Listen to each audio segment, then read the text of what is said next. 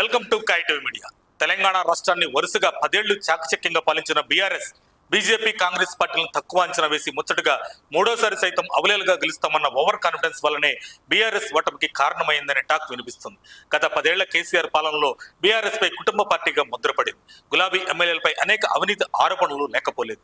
నాటి ముఖ్యమంత్రి కేసీఆర్ ప్రజల్లో కలవకపోవడంతో పాటు ఎప్పుడు ప్రగతి భవన్కి పరిమితం అవడం కూడా జనంలో పూర్తి వ్యతిరేకతకు కారణమైంది. మరోవైపు సంక్షేమ పథకాలను అభివృద్ధిని పరుగులు పెట్టించిన కేసీఆర్ నాయకత్వం అవలంబించిన నియంతృత్వ పోకడలు ఆ పార్టీని దెబ్బతీశాయనే చెప్పాలి. ఇక ఎమ్మెల్యేలు, పార్టీ ముఖ్య కార్యకర్తలు గ్రామ, మండల, జిల్లా స్థాయిలో నాటి ప్రతిపక్ష భాజపా, కాంగ్రెస్ నేతలపై చెలరేగిన తీరు, అక్రమంగా సొమ్ములు కూడబెట్టుకున్న తీరు కూడా బీఆర్ఎస్ ఓటమికి దారితీసిందనే చెప్పాలి. అందుకే కేసీఆర్ ఎన్ని పథకాలను ప్రవేశపెట్టినా ప్రజలు మూడోసారి బీఆర్ఎస్ ను ఆదరించలేదు. తెలంగాణ ఇచ్చిన కాంగ్రెస్ పార్టీకి ఒక్క ఛాన్స్ ఇవ్వాలని ప్రజలు గెలిపించారు, అధికారాన్ని కట్టబెట్టారు.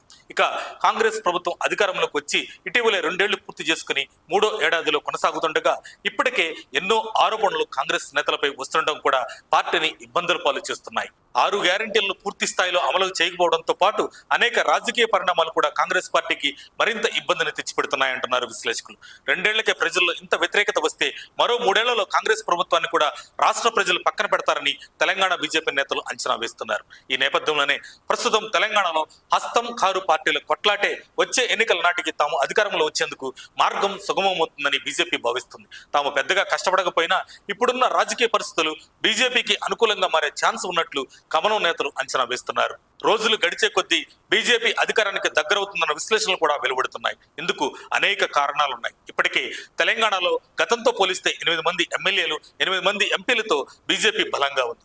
తెలంగాణలో బీజేపీ అంతర్గత కుమ్ములాటలు వీడి ఉమ్మడిగా కొనసాగితే బీజేపీ గ్రాఫ్ రోజు రోజుకు పెరుగుతుందంటున్నారు విశ్లేషకులు.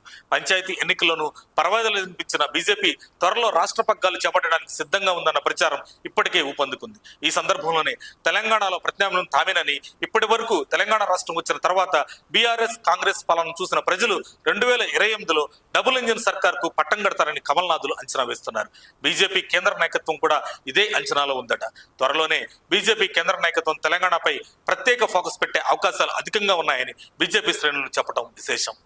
మరిన్ని అప్డేట్స్ కోసం మా కాయ్ టీవీని సబ్స్క్రైబ్ చేసుకోండి. మా వీడియో కనుక మీకు నచ్చినట్లయితే లైక్ చేయండి, షేర్ చేయండి. మీ విలువైన అభిప్రాయాలను కామెంట్ బాక్స్లో తెలియజేయండి.